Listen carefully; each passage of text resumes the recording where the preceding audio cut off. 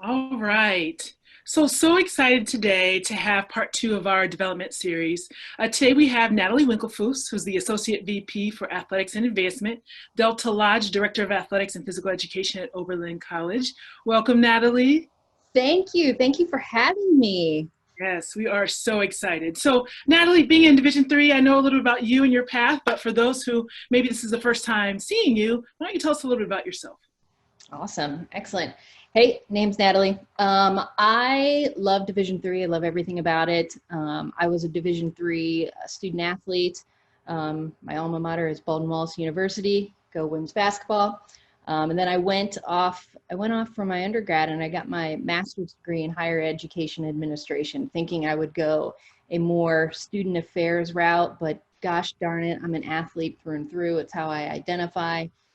So then I jumped into the wild world of coaching and became a basketball coach. I hated it.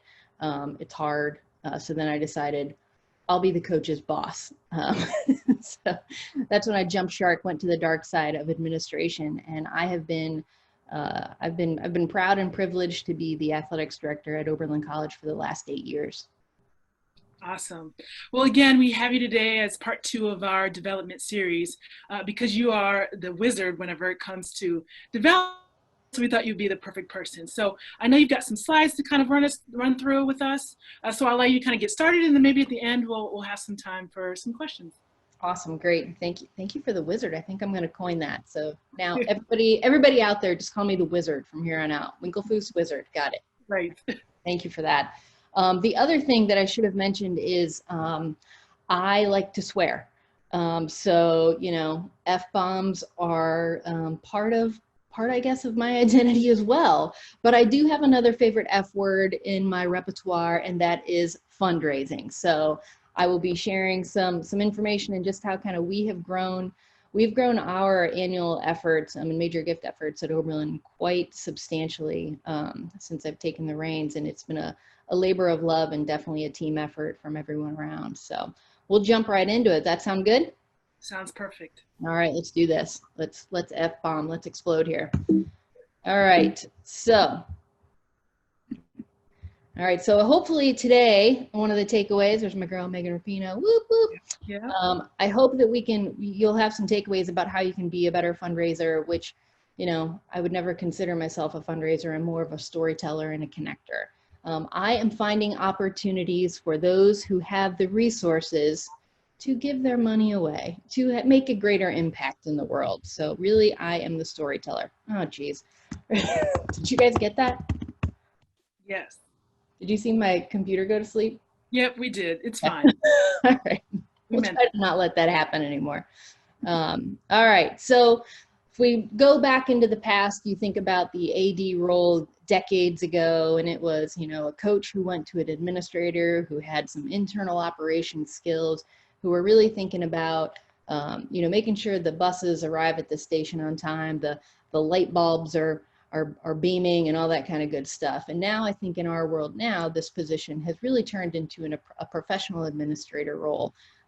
You know, with you have to know all the things. You need to know everything about external relationships, all the internal operations. You have to be a mental health expert. You have to understand the law. You have to recruit. You have to connect. You have to do all the things. So I'll talk to you about this thing that I do, raising money. So when I break down our categories of fundraising, you know, I think all of you would understand this, so I won't spend too much time on it, but annual budget. These are the things that you absolutely need, some of the things you want. We'll raise money for special needs, foreign trips, training equipment, curriculum enhancements. So if you're thinking about doing like a leadership workshop, leadership, you know, series, anything like that, everybody loves to build things. That's more of the sexy work of fundraising. You know, that's most of the visible things. And then you have the things that people don't see. You know, perhaps you're raising money for endowments of positions, salaries, facility maintenance. Nobody wants to raise money for facility maintenance. It's not exciting, but it's a must sometimes. Spring breaks, recognition banquets, all those kind of things. All right, so this is kind of the quote that drives me in my fundraising efforts. So the most powerful person in the world is the storyteller. So you think about anybody who can tell a story, like they pull you in, they grab you, there's some charisma to it, there's a plot twist, you know, there's good, there's bad, there's evil. And then hopefully there's a happy ending. People love happy endings, right? So you got to fill your story with love. You got to fill it with all the things, but mostly for fundraising purpose, you want to end it with impact and love. So have a story. So what is the story that you're telling when you go out there and you're meeting with alumni and, you know, or parents? What is it that you're talking about when it comes to your institution? What are you talking about when it comes to your athletics department? You know, what is that kind of elevator pitch? And, you know, I would say there's a line in here. So stories, not stats, will motivate people in ways that stats never will.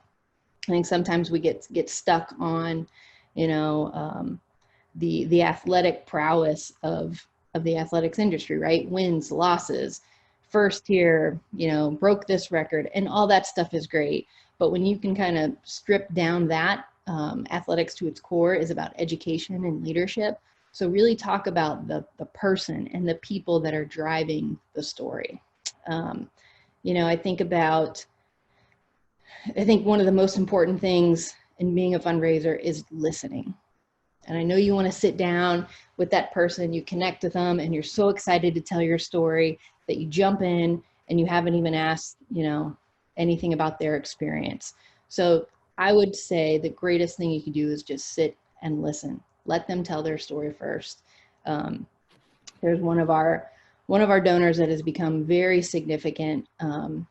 He had I not sat and listened and understood and even watched what mattered to him, we would have missed out on a major opportunity for philanthropy. So, you know, I made an assumption, you know, old fella, married, loves his wife, you know, has homes in Palm Springs and Portland. You know, so I made an assumption about what I thought was important to him, but really when it came down to it, his dog was really important to him. His dog, his Chiweenie named Joey, okay? Joey is, I believe Joey's still alive. I should check on him. But Joey is his inspiration. That dog meant everything to him. So, you know, when I pitched about him becoming a major donor in our health and wellness center, you know, I was like, you could name it, you know, after you and Betty, his greatest love story, his wife. He's like, I like Betty, but I'm not putting her name up there. She didn't go to the institution, right?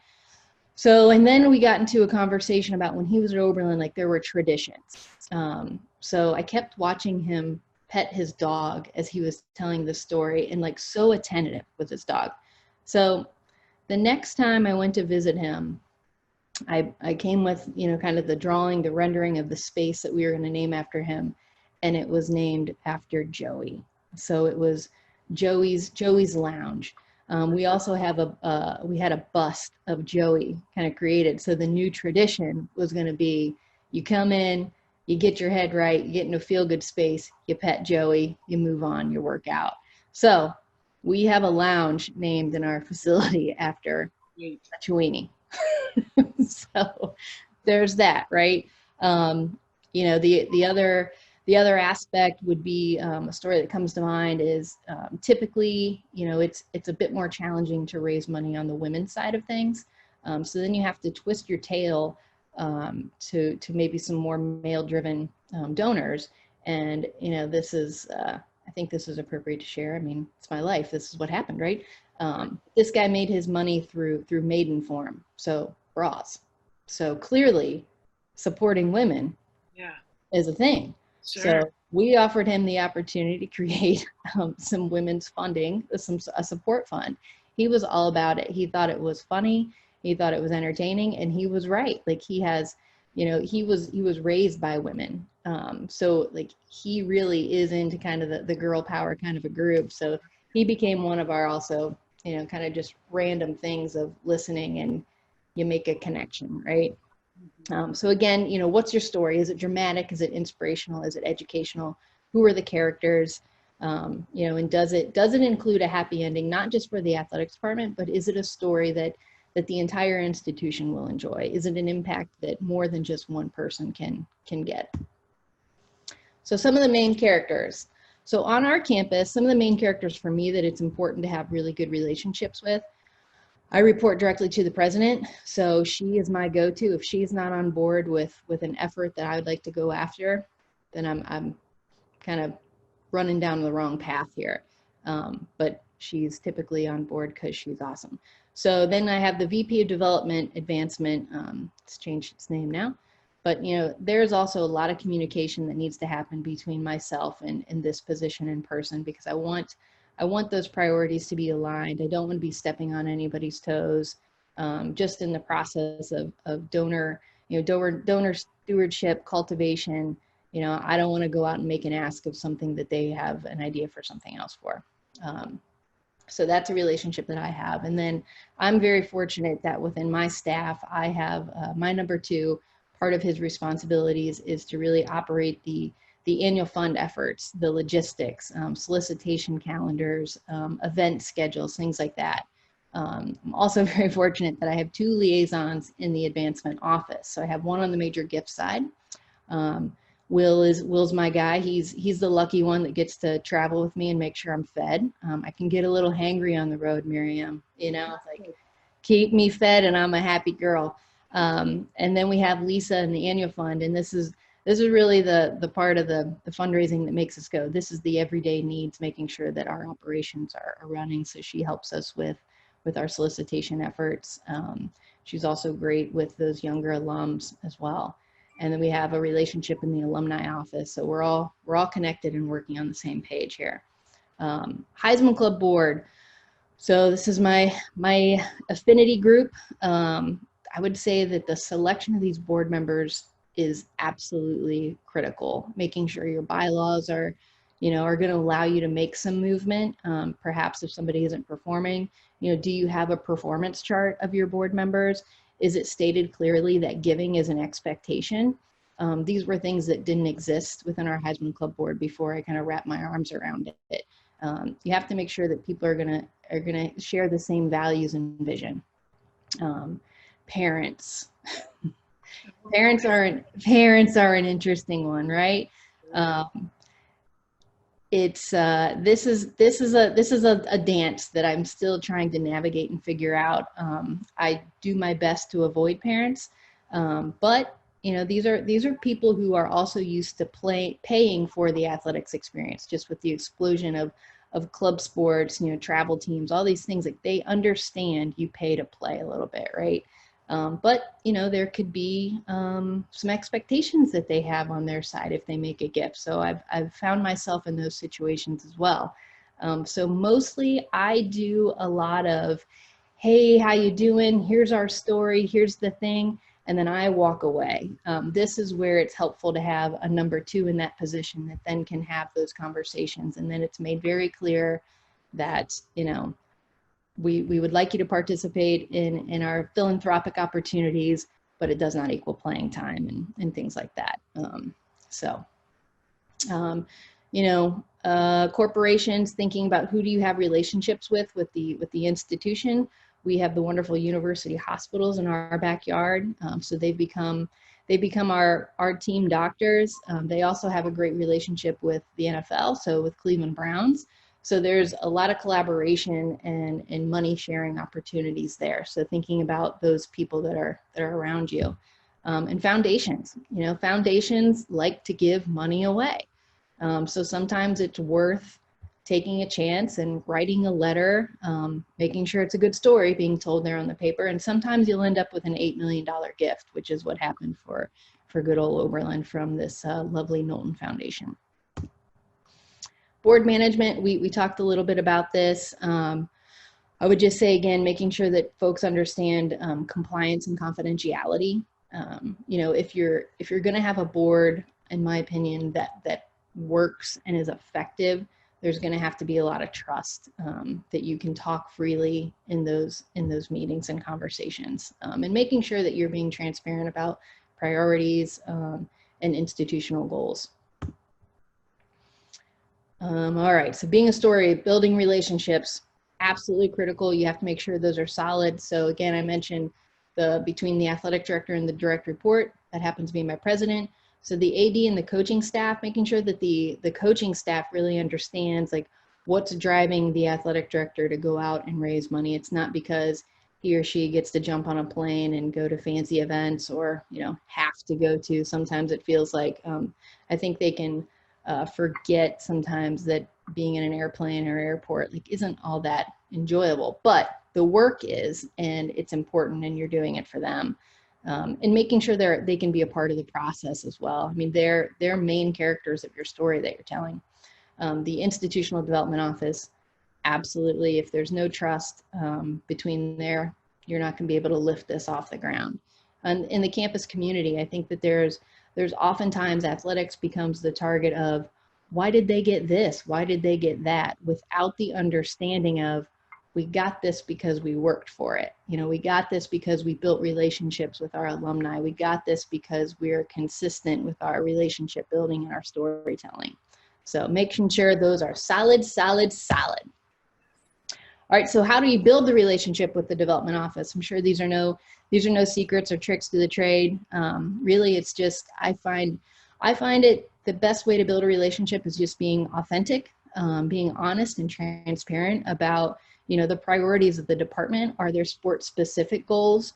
You know, sports are different. You know, football is an expensive sport because of equipment, because of the number of kids you carry on a team, you know, as opposed to perhaps, you know, pick your poison, tennis, right?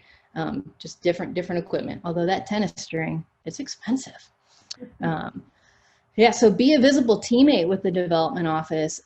Invite them to your meetings. Let them sit in and just see how you work and how you function and understand kind of the ebb and flow of your seasons. Attend their meetings. You know, we'll provide little quick fact brag sheets for the traveling officers to just slide in their bags. So if they're randomly meeting with somebody that says, hey, what's going on with that athletics department?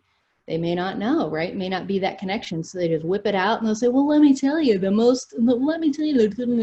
whatever, right? But that's good. They like it. And that's also a leave behind that you can leave with that alumni or that person. Do you have the opportunity to co-host events with the alumni office? You know, we're I don't know if it's unique to us, but we can draw a crowd. I think it's just because once you belong to a team, you always feel a part of the team. So the athletes tend to show up for events. So, you know, with our hot spots, we can live in LA, San Francisco, New York City, Boston, DC is huge for us. So we have some big markets. So we'll pick people to host events for us. It doesn't cost too much out of our pocket. The expectation is for that alumni host to ante up for the space and for cocktail number one. And then if I'm there, then I stand up and do a little pitch, and then we hang out for the rest of the night. I will tell you, we've been holding, every single one of our teams hosted an alumni happy hour via Zoom during this pandemic. We had in a really short amount of time, we were able to connect with over 400 alums in just 5 days. Wow. And we did this in unison with leading up to our giving day. And because of that, I think that it really pushed us over the edge. We had a $100,000 goal just for the athletics department that day. We ended up raising, I believe it was close to, let's just say 160,000. It was 159 and some change, but it's a quieter space than a bar. You can really dig in there and kind of, you know, you can throw things in the chat. So we put the chat link in the Zoom chat. You could also share videos. So there was a couple teams that the coaches were pretty smart. They looked at the attendee list before the Zoom call started. They were able to pull up some highlights from when the guys were playing, and it was like they were eating out of your hand, just right out of your hand, like little birds, just right out of your hand. Yes. It was awesome. And, you know, I was able to, my goal for those was just to pop in for 10, 15 minutes, tell them, you know, thank you for showing up for each other. Thank you for showing up for Oberlin. Like, consider making a gift if you're able to. Otherwise, just, you know, wash your hands and wear your masks. And then I popped out. So it was awesome. Like, right. That's been like the number one greatest takeaway. That's going to like stick with us. That's going to be a budget saver for us because our alums are scattered all around the country. We're not going to be able to afford to be doing what we're doing anymore. So anyway, I digress. With the development office, make sure that they know your language in sports, and they kind of understand the rules of what they can and can't do, right? Division III, we're not paying people to play. So making sure you're taking time to educate them about the rules, establish the liaisons, which I talked about. So I have kind of one on each kind of level within the advancement team and the alumni office. And then, give them swag, right? Give them cool stuff. They love that. But don't just give them polos. Polos are boring. Like, give them a cool, zip, right? Give them a zip. And then I think most importantly, just celebrate together and show and share gratitude. I think too often times there's the threat of territories, and this is my donor and this is yours, and you can't talk to that person. But why? If you're all on the same team, and at the end of the day, if the bottom line is just about the dollar amount or donor participation, be an institutionalist. Let's get on the same page together. So, all right, branding as a part of your story. So when you look at the logo of your affinity club and your group, what is it saying to people? If you look here at the Heisman Club 30th anniversary logo, you look at that, John Heisman got his start coaching at Oberlin College. So significant figure for us, and quite a fun fact. But when you look at this logo, what does it say to you, Miriam? It says, Natalie, you raising money for just football? Sure. I say, no, we're not. And you say, it sure does look like you are, sister. And I was like, but I'm not. Why are you doing that to? Why would we do that to ourselves? Sure. So as much as we love John Heisman, we nixed him out of our logo here. And then we just kind of jumped into an alumni participation, and everybody got to vote. So we sent out, the voting to our alumni, let them understand who the Heisman Club is, who it's really meant to serve. And then we landed on the Crimson and Gold Shield. So, and I think there's an eliteness to the shield, the alumni said, and so they want to feel like they're part of something special. So if you take the time to participate in the Heisman Club, it's a club. Not everybody can get in, even though they can. So, but not everybody needs to know that. It's just a feeling that people need, right? It's just a feeling. Coaches in their role. So this is a fun one. So I do an annual sit down with my head coaches to hear their stories, hear their woes, hear their wants and needs, and then we kind of break down, okay, I think I could raise money for this. Do you think there's, this is probably something where the school should spend money on this project, or, we could try this and that, but it's really kind of breaking everything down to what kind of has an opportunity to live in philanthropy or not. And then it's just talking as a department about what the priorities are. Do we have specific programmatic needs? And, I'm very transparent and honest with those conversations and saying look, I'd love for baseball to get this, but, look at the softball team stadium compared to yours now, which that has happened. The baseball parents literally were just kind of throwing buckets of money at us, and we were able to do a lot with that baseball stadium, and they wanted to do more, but I had to have a conversation with the baseball parents at that moment and say, we're not doing anything further with baseball until we can start supporting some of the women's programs. It just so happened they wanted to support softball, so three baseball parents actually supported the softball team and helped us rebuild their stadium. So it looks fantastic. The head coach and the players were huge in making that happen. They wanted to know there was an investment in the culture of the program, and that they wanted to win before they wrote the checks. But they wrote the checks, and it looks great. It's one of the press box is one of our favorite places to sit now. Yeah. So with coaches, empower them to be explorers. So, if you I'm thinking about our tennis coaches, and, we're thinking about all right, we're going to need those courts renovated. It would be really great if we could get a viewing deck and this, that, and the other. So then I've empowered the coaches, I know so-and-so's parents are going to be here this weekend, see if they'd be interested in this. And that way I'm not putting myself in an awkward position to be rejected, because I don't like rejection, Miriam. Don't you dare say no to me. Okay. No is not no. It just means not right now. That's what I've told myself in this world.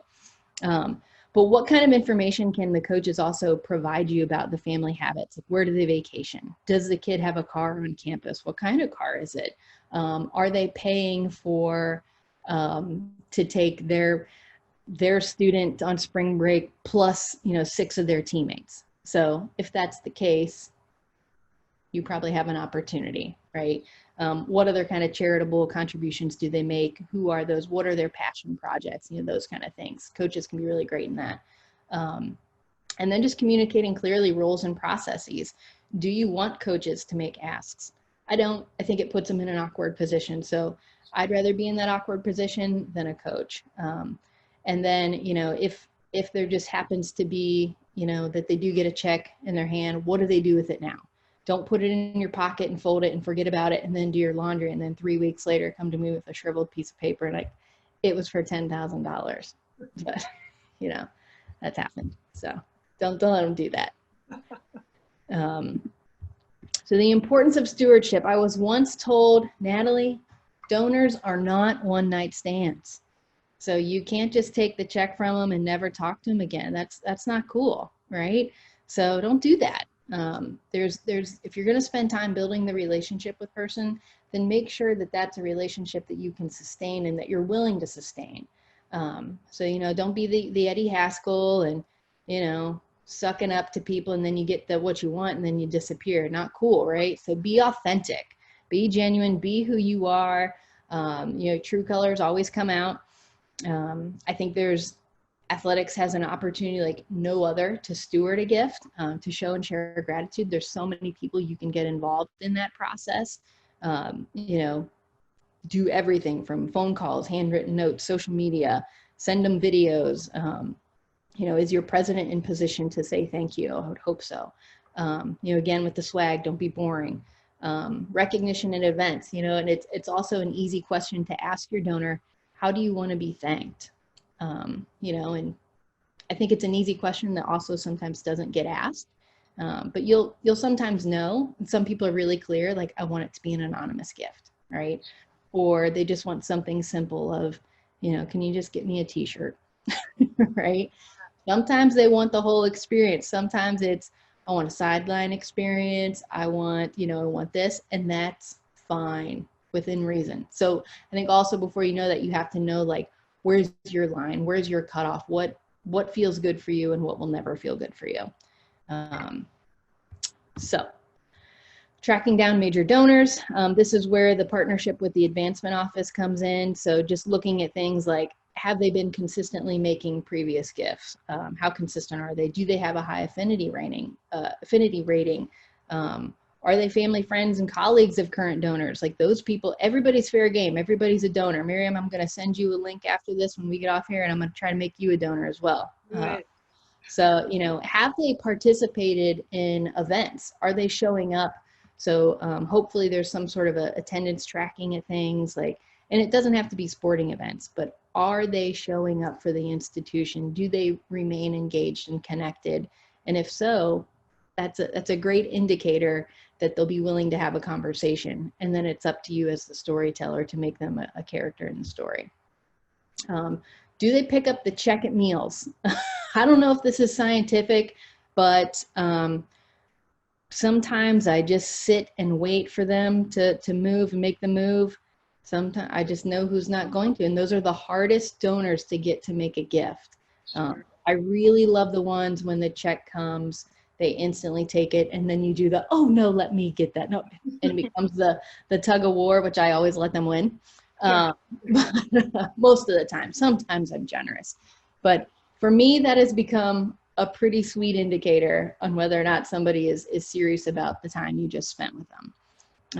And then the most simple are the people that just say, how can I help? How can my family help? This is just an old example of our solicitation calendar schedule.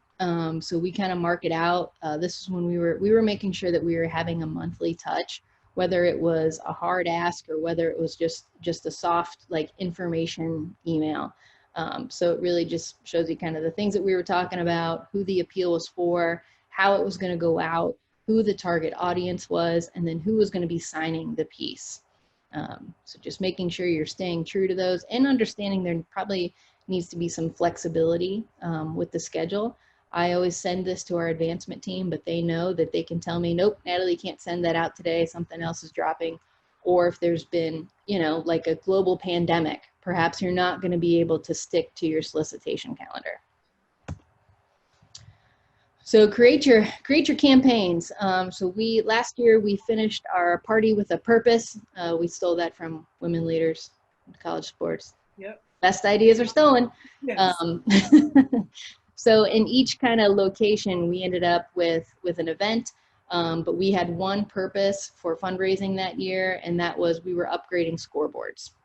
So at every event, we were doing the same pitch, the same conversation, but we were also giving people an experience. So top left, we have an alum that's working in the front office with Toronto Blue Jays. So he gave kind of everybody that experience. Bottom right, that's a parent, and he is a writer for Conan O'Brien. So he and two of his buddies put on a comedy show for us. They let me kick it off and tell a joke. I killed. But I would just say, word of the wise, perhaps if you're going to go down that route, understand the content that the comedians will be delivering. Sitting beside some donors with some explicit jokes being told, I was a bright shade of red all night long, and just nervous and sweaty. Like, is this bombing or is this awesome? So it ended up being pretty good, but I didn't know for a solid hour and a half and was just stressed. So what kind of experiences do you have? Who do you have around you that can offer an opportunity for people to maybe get behind the scenes and do something that they typically normally wouldn't do? Here's some other campaigns that we've launched in. So All In is our giving day. I told you we've had great success with that. We did a decades challenge. We've done sport by sport challenge. We've done a former presidents of our Heisman Club challenge, so that the Heisman Club presidents was matching gifts. OC Next. So a couple years ago, the college was in an overall campaign, and then right after that, we were experiencing some success within athletics. We had just built a new stadium, built a new health and wellness center, and I had people saying, "Well, what's next, Natalie?" And I was like, at that moment, I was like, I don't know, but just kind of hearing that repetition of what's next, I was like, these people are thirsty for more. So we launched a bridge campaign, OC Next. So it was really about, okay, we've built a great foundation through the campus campaign. Let's branch off. Like, here are 5 priorities that I would really like to tackle within the next year. This next generation, this has been one of the greatest additions that we have added. So we call them the next generation. We love the word next. I guess we're always looking forward. Hard time sitting in the present. But these are our board members in training. So these are young alums. They represent a cross between different sports. We have diversity, we have women, we have men, we got it all. But these are our young alums who had a great experience. They were active while they were student athletes. They are connectors, so they're young alums that we also still are in quite a bit of contact with their classmates. So we know that they can pull in people and are going to still be educating about, the athletics department, keeping them connected. They're hosting events. They do this fall, this winter, they were doing next generation brunches. Apparently brunch is a big deal, right? So we would have one of the board members pay for the brunch, but then it was the next generation board members' responsibility to do like the quick pitch of Heisman Club. We didn't care how much money we raise at these next generation events. We just care about participation. That for me is the big thing moving forward here, is we're kind of in this whole different territory where everybody's going to be stretched financially. As long as people are participating, I feel good about our future. So that's next generation. Team 1978, you could create a giving society. We tried this one, it just didn't pick off the ground, but maybe it would work somewhere else. So thinking about like when the Heisman Club was created in 1978. So we wanted people to give $1,978 to be a part of this. We would offer them different perks and all that kind of stuff. But we felt that that was limiting the gifts that we could get. So that one should have a big red X through it. Alumni recognition, what kind of events are you holding that could then kind of springboard you into opportunities? So here's just a glimpse of our Hall of Fame. Our Hall of Fame is over here.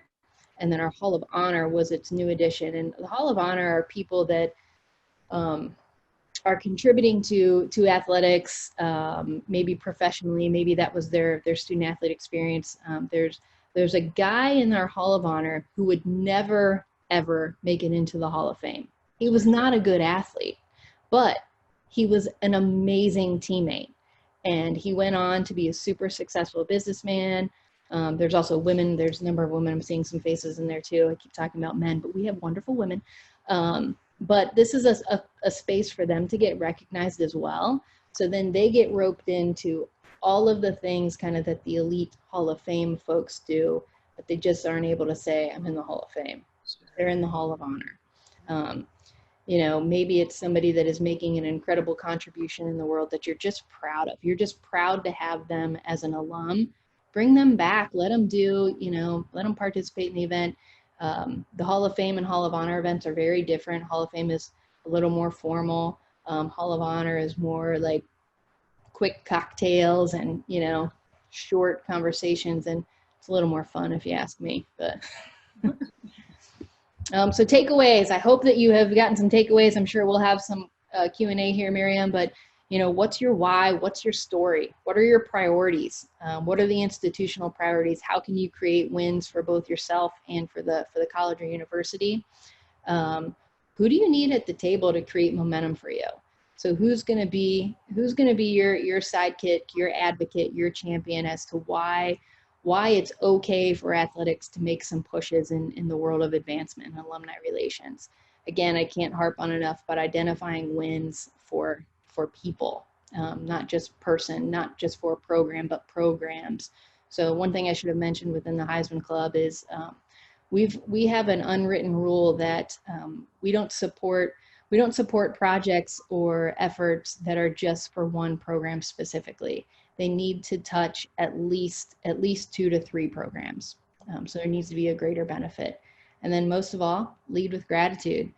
Say thank you early, often, all the time, in different languages and different ways, different kind of formats, all the things. So with that said, thank you for this time with you, Miriam. Yes. Oh, Wizard Winkelfoos, so much great information. As you could see, I was taking some notes. I think I've got time for maybe a couple of questions. So I want to make sure that I ask this question. So you talked about how, as it relates to your parents, how you might kind of initially engage them and then have your number 2 kind of step in and take over. So how have you, or how do you kind of set your number 2 up for success so that you can walk away from those confident enough to know that the number 2 can handle those conversations? Yeah, I think most importantly, there has to be that trust between myself and the number 2. The worst thing that could happen is if that number 2 goes off and is listening and gets sucked into the parent emotion, right? You know, when the coach isn't doing something right, or why isn't this happening? And, you know, the best advice I give my number 2 is just smile and nod. Retain all the information. Like if you don't feel comfortable, like we have some phrases of just dodging the bullet, you know, that he can use. Or it's, let me talk to Natalie about that. She'll get back to you, right? But there does have to be that really kind of understanding. And, you know, we will sometimes have a difference of opinion in that and how a parent should be handled. But I think for me, it's just a constant reminder for everyone that you want to have friendly relationships with people, but you're not friends. Mm-hmm. The moment you kind of cross into that friend territory, it makes doing the job and the work really challenging. Yeah, absolutely. And actually, my mother used to say that to me when I was younger. She was like, we are not friends. We will be friends, but we're not friends. Right. Like, we're friends. Yeah, we're friends now that I'm older, but whatever. Yeah, there you go. Absolutely. Well, of course, I'm going to ask a COVID-19 question because we couldn't get out of here without one. Oh. So thinking about COVID-19 and how it's going to impact our industry, how have you thought about how you'll continue to meet fundraising benchmarks? Yeah, I think it's something that I'm still trying to figure that out. But I mentioned earlier that I want people to still participate. I think I have to resign myself in thinking that perhaps like my dollar amount goal may fall short. But if the effort and the energy is behind it, then I'm hoping that we can get that momentum back. It's going to be challenging. I think the people with resources are going to be pulled in so many different directions, and you may find that their passions just shift for a while, right? So I think that's when the storytelling becomes critical, and that even if they fall silent, you still have to continue talking to them and sharing things with them. But then also, I think it's just also respecting of space and giving people a little bit of grace during this time. But boy, it's going to call for some wild creativity, so that's the fun part for me. That's when I get excited and think about, all right, like how can I pull them back in, right? So. Absolutely. Well, that's great. Well, thank you so much. I mean, some of the takeaways that I've got is the importance of storytelling, the importance of listening, and really connecting with each group in an authentic way. So I certainly appreciate your time this afternoon. So on behalf of Moaa and myself, Miriam Merrill, the Associate Director of Athletics at Hamilton College, I realized I forgot to introduce myself in the beginning. Do it every time. But I do want to say a huge thank you to you, Natalie, for your time this afternoon. Oh, thank you. Go Moaa. All right.